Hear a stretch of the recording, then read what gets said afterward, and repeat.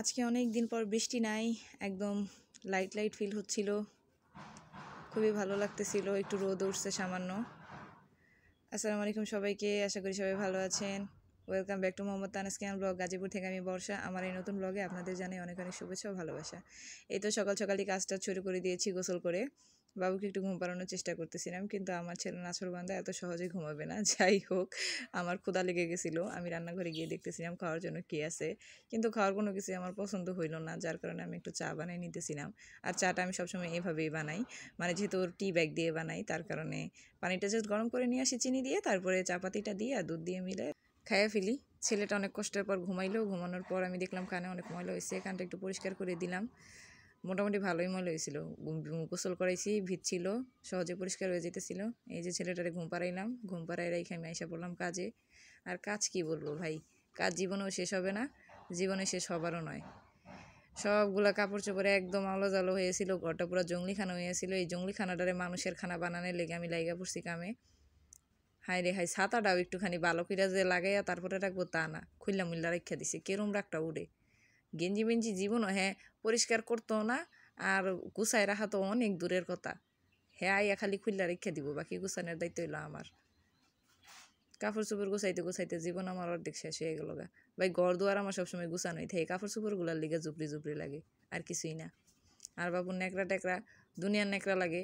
অনেকদিন পর রোদ উঠছে, শুকাই নিয়ে আইছে, এখন এগুলো আমি সব গোছগাছ করতেছি। আরও আছে ভাই, আরও ন্যাকড়া আছে, ওগুলো বাইরে রোদ্রে দিচ্ছে, যেগুলো শুকাইছে ওগুলো এনে দিচ্ছে, ওগুলাই খালি গুছাইতেছি আমি। আর এই যে আমার জামের পাঞ্জাবি নামাজ পড়বার লেগে গেছিলো, আহনের পরে খুললা থিয়া দিছে, দুইয়া বাস কইরা তারপরে আয়রন করে রাখনের দায়িত্ব হইলো আমার। ঘরের বউ হইছি না, দায়িত্ব তো থাকবই।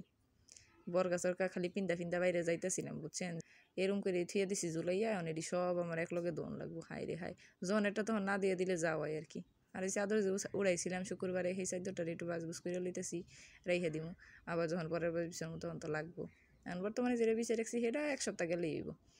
এই যে পাঞ্জাবিটা বাস করতেছি, আমি কিন্তু পাঞ্জাবি অনেক সুন্দর করে বাস করি। আমার জামাই কয় বা কি কেরাই কি কয়, এটা আমি জানি না। জামাই যেহেতু প্রশংসা করে তাহলে ভালোই আছে গুছাই। জামাইরা সহজে কিন্তু বউয়ের প্রশংসা করে না। লুঙ্গি টুঙ্গি ভাই জীবনে হে গুছাই না, এগুলো সব আমার দায়িত্ব, আমার কাম। আর চাটা খাইছিলাম যে একটু আগে দেখলেন, ওগুলো আমি নিজেই রেখে দিছি, কইছি যেহেতু ঘর দোয়ার গুছামই তখন একটু পরেই রেখে দিমনে। এতদিন পর্যন্ত বৃষ্টি আসছিল, এই কারণে কাপড় চোপড়ও ধুই নাই, বিছনার চাদর টাদরও চেঞ্জ করি না। যেহেতু চেঞ্জ করছি, কাপড় চাপড় ধুয়ে দিছি, সবগুলো একসাথে জমছে। এগুলো গুছাইতে গুছাইতে আমার তো জীবন রফা দফা। টেবিলটার অবস্থা 12টা বাজায় রাখছিল, সেটারও গুছাইলাম, বই খাতাগুলো ঠিকঠাক করে রাখলাম। এখন একটু সোফা টোফা, তারপরে এগুলো বালু পইরা কি কইতাম, আর দুঃখের কথা, মানে কান্দ নাই আমার। আমি পরিষ্কার না করলে ফুক পইরা থাকবো, কেউ ধরতো না, কেউ দেখতেও না।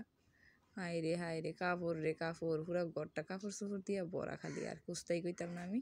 এই যে আমার বোতের লোলদানি কেমনে বাইন্দা থুয়ে দিছে আমার মায়, কে বাইন্দা থুয়া দেওয়ান লাগবো, একটুখানি গুছাইয়া ডয়ের ভিতরে রেখে দিলে কি হয়, এমনি কেমন দেখা যায় জঙ্গলিখানার মতো। তারপরে এই যে আরো কত তেনা তেনা তেনা তেনা, জীবনটাই তেনা তেনা হয়ে গেল এই তেনা গুছাইবার লইয়া। যাই হোক গা, শেষমেশ শেষ হয়েছে, এটা হলো বড় কথা। আল্লাহ আলহামদুলিল্লাহ, আল্লাহর অনেক অনেক রহমত যে কাজ কামটি শেষ করবার পারছি। আমি তো ভাবছিলাম এই কাজ জীবনও শেষ হইব না, যেই কাজ সারাটা দিন লাগছে আমার, সেই দুপুর 2টাতে শুরু করছি, এখন সন্ধ্যা 8টা বাজে।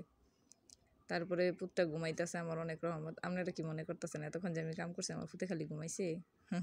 না, এর মধ্যে আমার অনেকবার যাইয়া তারে খাওয়াই দিয়ে আসা লাগছে। বিস্কুটগুলো অনেক দিন ধরে বিছারা বাইরে পড়ে আসছিল, একটু বমের ভিতরে রাখলাম, এরপরে পোতাই যাবো। ড্রেসিং টেবিল একটু মুছা মুছা লইতেছিলাম, কইলাম না ধুলাবালি পরে মাকড়সার জ্বালা হইয়া যাইতেছে গা, এই দশা হয়েছে। ফাইনালি আমার ঘর এখন চিকচিক করছে। সবাই বলে তো কেমন হয়েছে? অনেক কষ্ট করছি ভাই, সুন্দর তো হইবই। আর এই যে সব কিছু একদম পরিষ্কার ছিকঝিকা চিকচিকা, দেখেই মনটা শান্তি শান্তি লাগতেছে। এতক্ষণ যে কষ্ট করছি এটা সফল হয়েছে, এটাই হলো আসল কথা। আমার যদি ভিডিওটা ভালো লেগে থাকে, আপনারা প্লিজ আমারে লাইক, কমেন্ট, ফলো আর শেয়ার দিয়ে আমার পাশে থাকবেন। বেশি বেশি শেয়ার করে দেন, আপনি অন্য কিছু করানো লাগতো না। আর আমগুলোকে দোয়া করেন। আল্লাহ হাফেজ।